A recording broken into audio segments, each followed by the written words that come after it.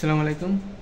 আমরা আজকে শিখব এক্সটি 546 সিলেক্ট টাইমারের যে লক এবং আনলক সিস্টেমটা। এখানে যে এদিকে যেটা আমরা দেখি ম্যানুয়ালে যে দেখি যেখানে note press up plus down key together for 3 second to into the production লেভেলে যদি এই দুটো বাটন আমরা 3 সেকেন্ড ধরে দিতে। এখানে কী আছে, সেট টাইম আনলক আছে, তারপরে কনফিগারেশন লক আনলক আছে, তারপরে ভার্সন লক আনলক আছে। ঠিক আছে, তো আমরা এটা এখন ঢোকার চেষ্টা করে দেখি আমরা কী করবো। এই দুটো একসাথে চেপে দেবো। এই তো এসিটি সেট টাইম লক আনলক, এটা আমাদের আনলক করা আছে। আমরা যদি লক করতে চাই এই যে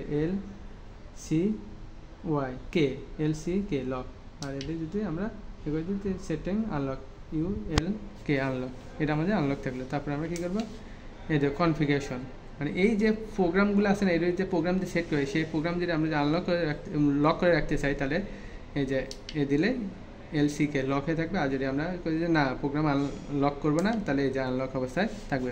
আমরা এখন প্রোগ্রামটা লক করলাম না, আনলক অবস্থায় রাখলাম, যেহেতু আমাদের প্রোগ্রাম সেট করতে হবে। আর এটা হচ্ছে ভার্সন নাম্বার হচ্ছে 1.00।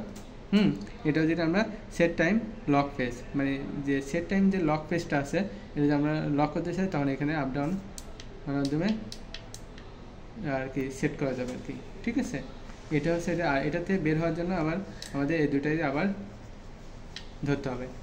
3 সেকেন্ড ধরলে আমরা এই ফাংশন থেকে বেরে আসবো।